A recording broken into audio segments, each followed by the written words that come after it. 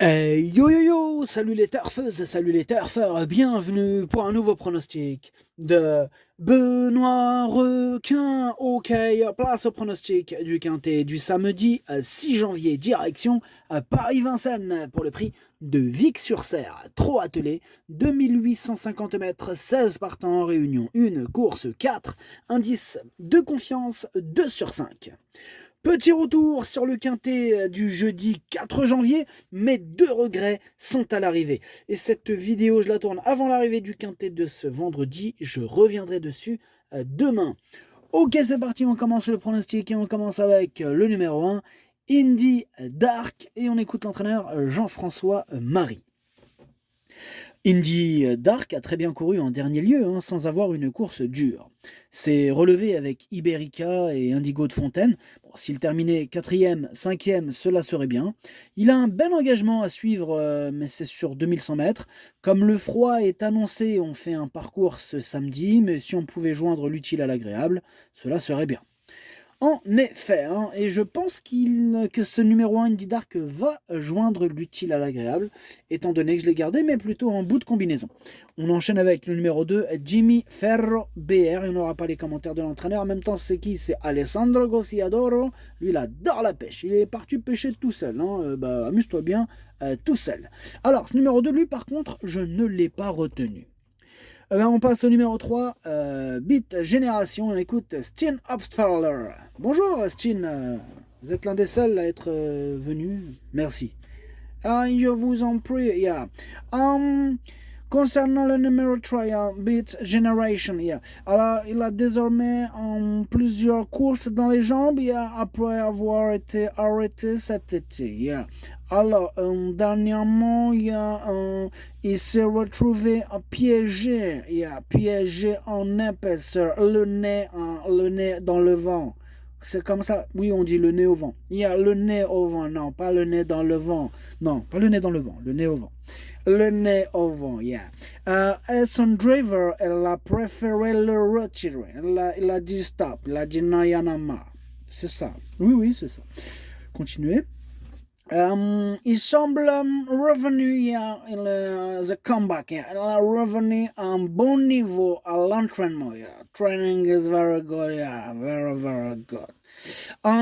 Il affronte de bons chevaux, mais il va courir en progrès.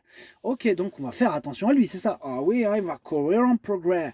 Ok, merci Steen Hofsfaller. Alors moi, ce numéro 3, je l'ai pas retenu, mais je voudrais quand même, pour vous préciser, je vous ai mis un indice de confiance de 2 sur 5, c'est pas pour rien, il est ouvert ce quintet, ça peut partir dans tous les sens. Moi, j'ai été conquis et charmé par quelques cotes que j'ai glissées dans mon prono. Voilà, j'étais comme bon, ceux qui me connaissent savent que je mets pas les cotes parce que je veux mettre de la cote, c'est parce que le cheval me plaît, tout simplement. Alors, s'il a une belle cote, cerise sur le gâteau, évidemment. Et là, c'est le cas et ça fait plaisir. Bon, maintenant, comme je vous dis, il est ouvert le quintet. Mais si on passe à la caisse, ça va faire plaisir ce samedi-là. On croise les doigts. Bref, ce numéro 3, je ne l'ai pas retenu. On passe au numéro 4, Impérial Mabon, et on écoute Yves Dreux. Impérial Mabon avait connu des problèmes pulmonaires après sa tentative du 1er novembre à Laval. Bon, il a eu un bon comportement pour sa rentrée alors qu'il était ferré. Bon, il me paraît revenu bien à l'entraînement. Il sera pieds nus et confié à Eric Raffin, mais le lot est bien composé avec des chevaux comme Hibiscusman, Indigo de Fontaine et d'autres encore. Bon, une place dans le quintet me satisferait. Ok, ça marche, Yves Dreux. Eh bien, en tout cas, ce numéro 4, il me plaît bien, mais je l'ai gardé en toute fin de combinaison. On passe au numéro 5, Cool Chronos, et on écoute Nicolas Bazir. Eh bien, Cool Chronos, il n'a pas démérité dernièrement. Bon, j'ai pu le placer aux avant-postes sans faire d'effort et nous avons accéléré progressivement. Bon, il n'a pas vraiment de changement de vitesse. Il a plus été battu sur une pointe. Voilà. Bon, il a travaillé régulièrement depuis, sa forme elle est sûre. Bon, le lot maintenant, bon, il est très bien composé. Il semble préférable de l'envisager pour les places. Derrière, Hibiscus Man et Indigo de Fontaine.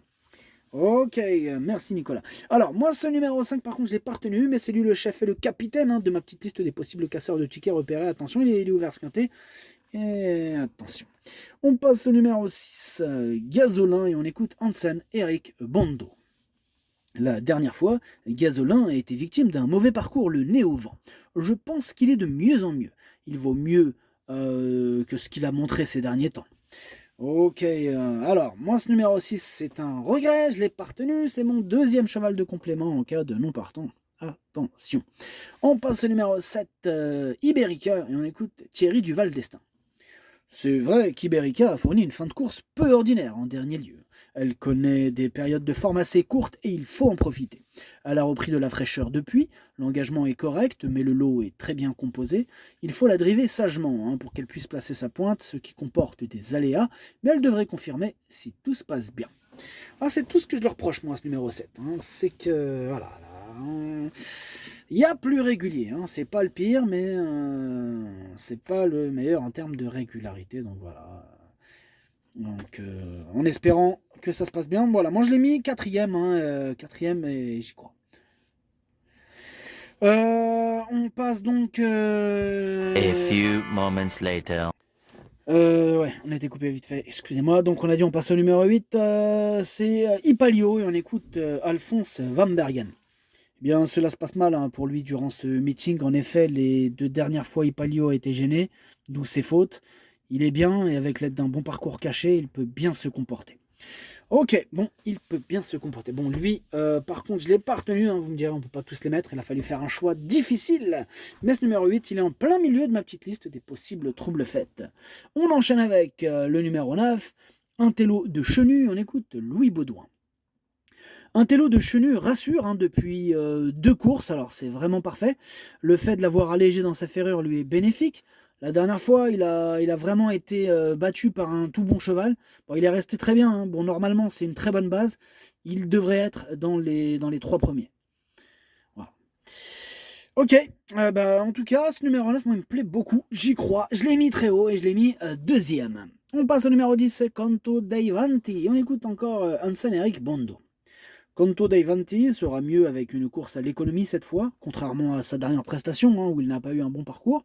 Je pense qu'il peut être bien pour cette course, d'autant que la longue distance va servir ses intérêts. Eh bien, ce numéro 10, il me prend la tête, c'est lui mon gros regret, c'est lui mon cheval de complément en cas de non attention possible, le cassage en vue. Là, on passe au numéro 11, InShot Jocelyn, et on écoute Sébastien Garato. InShot Jocelyn avait aligné 2 bonnes performances en début de meeting et sa dernière 7ème place n'est pas si mauvaise puisqu'il trottait tout de même une 17. Bon, comme il avait enchaîné 3 courses en un mois, je lui ai laissé le temps de reprendre de la fraîcheur en attendant ce bel engagement. Bon, il faut lui masquer l'effort, mais je le crois capable de jouer les bons rôles de ce quintet. Eh bien, moi aussi j'y crois. Bon, les bons rôles, oui, avec un bon parcours, mais je l'ai mis 5ème, voilà. On passe au numéro 12, Ibérique de Montgauchy, on écoute Pierre-Louis de Sonnette. Ibérique de Montgauchy a connu des problèmes de pied après ses sorties du mois d'août et nous avons dû l'arrêter. Il a un peu de travail derrière lui, mais cette sortie va principalement lui permettre de gagner en condition en attendant 2 engagements intéressants ou 3 montées sur des courtes distances qu'il apprécie. Samedi, il faut l'écarter. Bon, vous avez entendu Pierre-Louis de Sonnette, c'est un ordre, il a dit il faut l'écarter. Ok? Donc on raye. On me raye ce numéro 12. En tout cas, c'est ce que j'ai fait, je l'ai rayé. Pour ceux qui sont un peu durs d'oreille, je rajouterai énorme non pour ce numéro 12. On passe au numéro 13, Yes We Can, on écoute Romain Derieux. Yes We Can avait bien tenu sa partie fin novembre dans un lot intéressant. Bon, il avait été avantagé par le rythme soutenu. Alors, faute d'engagement favorable, il n'a pas couru depuis plus d'1 mois, mais sa forme est sûre. Bon, avec ses gains, il ne découvre pas des tâches faciles et là encore, il affronte de sérieux clients. Bon, avec une course sans à-coups, il peut terminer dans le quintet. Ouais, il peut terminer dans le quintet comme beaucoup d'autres d'ailleurs, ce qui fait que ce quintet est ouvert. Ce numéro 13, je ne l'ai pas retenu, mais il est à l'arrière de ma petite liste des possibles troubles faits. On passe au 14, Indigo de Fontaine, on écoute Alexandre Abrivard. Indigo de Fontaine, il n'a pas couru depuis son succès du 18 novembre à Laval, car il avait tout simplement pas de programme. Bon, on a repéré cette course. Pendant un mois, il a entretenu sa condition en travaillant en montée. Depuis 2 semaines, on a intensifié le travail à la campagne, il est extra et il va défendre sa chance à fond. Bon, eh bien, moi, tout simplement, ce numéro 14, c'est lui mon préféré. Première chance, il peut tous les battre. Je l'ai installé en tête. On passe au 15. C'est Hansen, c'est Charmy Charlias et on écoute Hansen Eric Bondo qui a acheté le quintet apparemment. En dernier lieu, cela s'est mal passé avec son numéro en dehors, derrière l'autostart. Charmy Charlias est mieux en venant de derrière. Je pense qu'il est en belle condition. Avec l'aide d'un bon parcours, je crois qu'il devrait bien se comporter. Et de mes 3 pensionnaires, c'est mon préféré.